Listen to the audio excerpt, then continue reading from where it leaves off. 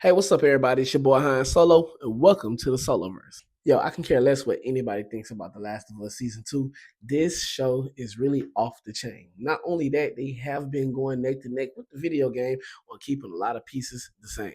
Now, they finally introduced one of my favorite freaks in the game, and one of the most terrifying monsters that they have introduced, and that was the Stalker. Now, the Stalker had my heart beating, and I'm pretty sure a lot of people heart was beating fast when they played the game for the very first time. We first encountered a stalker, and where a stalker is very quiet, they move like a cheetah. They're hunters, and basically all they do is just watch you from a distance and attack you, hop right on you. Just like a cheetah or a lion, where you really won't know that one is following you, and you have to be on your P's and Q's. And they finally introduced them in the show, and where they were stuck in a building full of them, and where Jesse finally came through and saved their lives. Another dope part about this last episode was that they actually let Ellie use the whole crouching type thing, like the video game, where she was able to crouch and basically make her way through tall grass and using it to hide behind. I thought that was pretty cool because that's what you do in a video game, and she was able to get away from the dog and the guard. And this, like I said, this is basically nostalgia, even though it only came out like 4 or 5 years ago.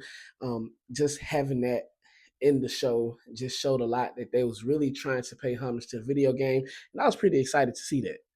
Now, my favorite part that I'm pretty sure everybody was waiting to watch was the chase down, the chase between Ellie and Nora. In the video game, Nora and Ellie accidentally falls to the next floor full of spores, which cause Nora to get infected. Now, this is actually a chance for Ellie to take her anger out on Nora by beating the living crap out of her, trying to get information out of her about Abby. Now, she did the same thing in the show, but in the show, Nora willingly took herself to the room where it's filled with number of spores and got herself infected because she knew that it was the end for her.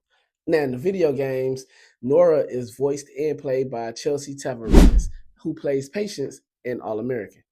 Now, in the TV show, Nora is played by Tati Gabrielle, who also plays Prudence in The Chilling Adventures of Sabrina on Netflix, and who's also in the Uncharted movie, in which she did one hell of a job in the show as well. So, either or, it didn't matter who actually played that role live action, they brought that shit to life. And this episode was top tier, one of my favorite of all these episodes. Number 5 was actually the dopest because on how accurate it was of the video game. And there's a lot of scenes that was, but this is actually my personal favorite. I know a lot of people throw hate on this show and on the actors, but I can't lie. I really enjoyed this. I can't wait till next episode.